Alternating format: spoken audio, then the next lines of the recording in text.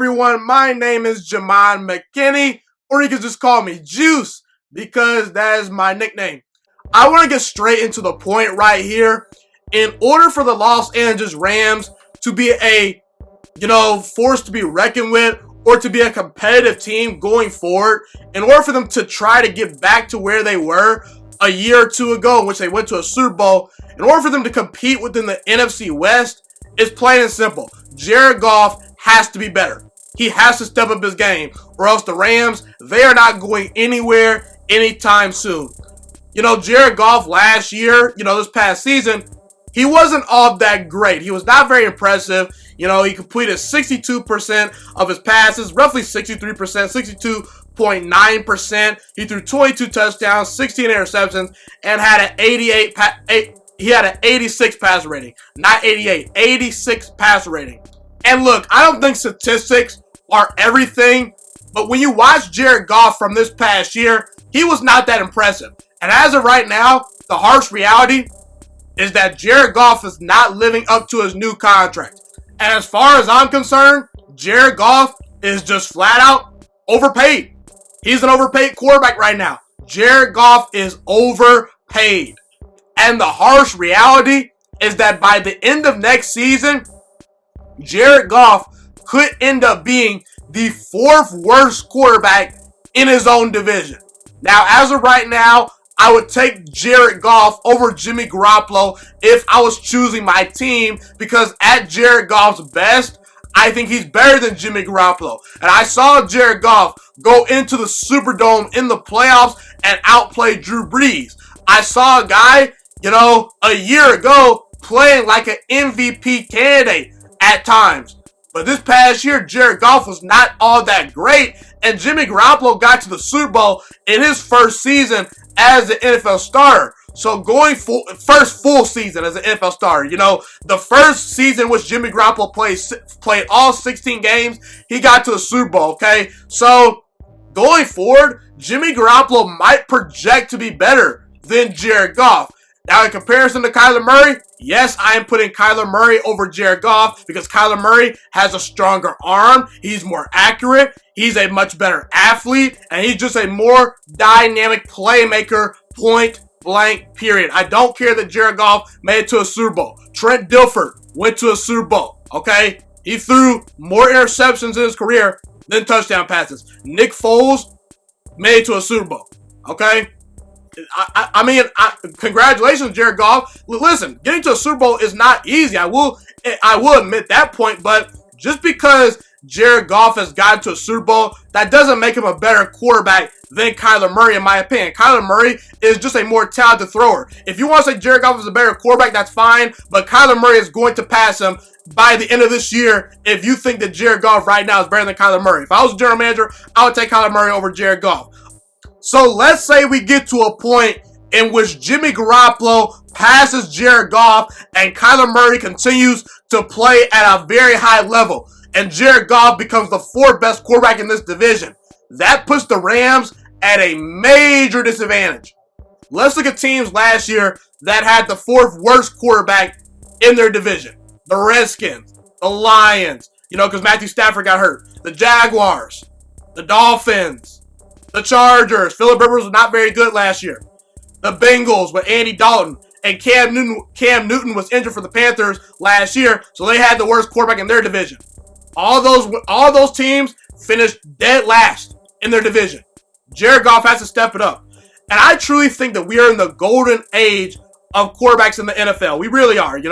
Let's just take out Patrick Mahomes, Lamar Jackson, Deshaun Watson, Aaron Rodgers, Carson Wentz. Let's take out the elite dynamic guys, the most talented guys.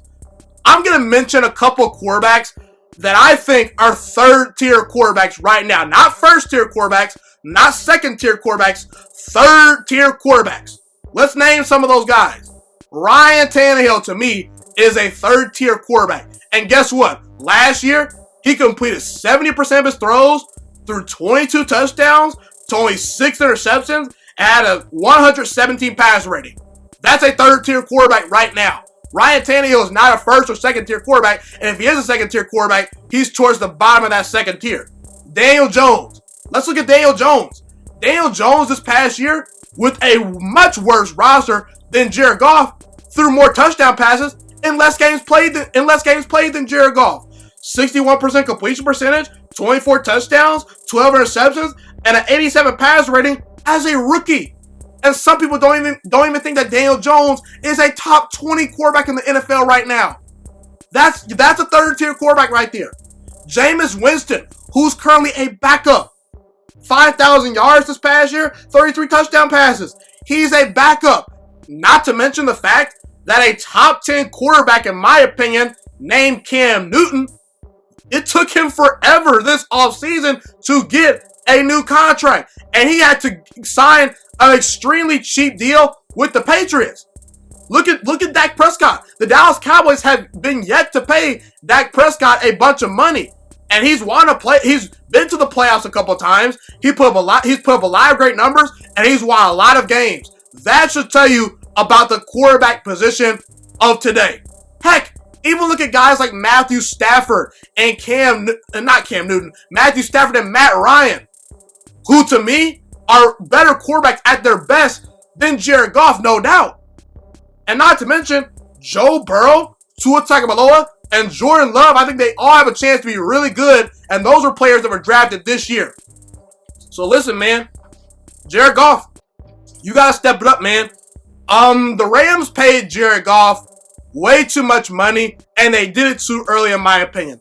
Jared Goff got a contract extension right after he lost the Super Bowl to the Patriots, and honestly, I think that was a mistake because I don't think Jared Goff is worth $33.5 million per year. That is what his contract extension entailed.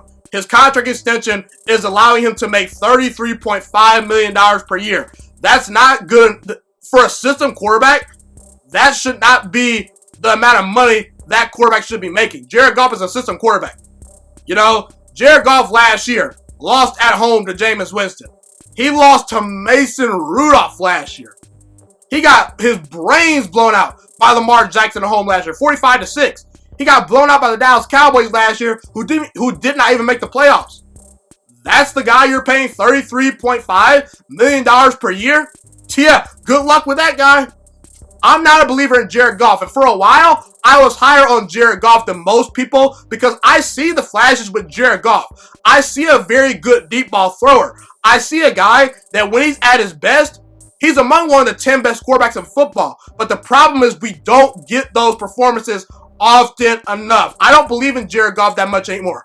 You know, I know that Jared Goff has proven that when he has a stacked team around him, he can go to a Super Bowl. But right now, he does not have that much of a stacked team anymore, and I don't believe in Jared Goff anymore going forward. Jared Goff is a system quarterback. That means that the amount of talent around him dictates how well he performs. You notice when the offensive line was at a very high level, Jared Goff was winning a lot of games. Now the offensive line isn't so good, Jared Goff doesn't look so good. Now that the league has caught Deshaun McVay, Jared Goff doesn't look so good. Jared Goff offers nothing more than the plays that are being called for him. You know, he's nothing more than the plays being called for him. Jared Goff is way too inconsistent. He's bad under pressure. He's not the most accurate quarterback. He's not very mobile. And at times, he's a poor decision maker. Listen, I don't think that all hope is lost for Jared Goff because a year ago, he was just playing in the Super Bowl. Okay, so I'm not going to say that I'm totally out on Jared Goff. But as of right now, if I had to project, this is not going to look pretty for the Rams going forward. In a division with Kyler Murray, in a division with Russell Wilson, and the 49ers defense, I don't think Jared Goff is going to survive. If the Rams are going to compete within this division, Jared Goff is going to have to step it up. He's going to have to go toe-to-toe with Kyler Murray. He's going to have to go toe-to-toe with Russell Wilson. He's going to have to beat the 49ers defense a couple times. So, we shall see what the future holds with Jared Goff going forward. But looking at things, I don't think it's pretty. Thank you so much for watching this video today. Please also note that the Juice Alert Sports Podcast is not just a YouTube channel. It is available on all podcasting platforms, including Spotify, Google Podcasts, iTunes, and Apple Podcasts. Also, if you enjoyed this video, be sure to like, comment, subscribe, and share this content with all your friends. This podcast is my favorite thing in the entire world right now. It is my passion. And I want more people to listen to this podcast. I really want this podcast to grow. Also, a fun fact about me is that I want to go into the sports broadcasting and media world once I graduate from the University of Toledo, a college in Northern Ohio. I currently am a freshman there right now. I am looking to become one of the next great sports broadcasters and analysts out in the world. And I potentially would like to start my own network if this podcast really truly grows. Or if I fall short of that goal, I would love to work for a big time network like ESPN or Fox Sports 1. I am open to all networks. So if you believe in my dreams and you see or hear my passion through the screen, be sure to tell all your friends about the Juice Alert Sports Podcast. Stay motivated, you guys. Have a God bless day, and I'm out.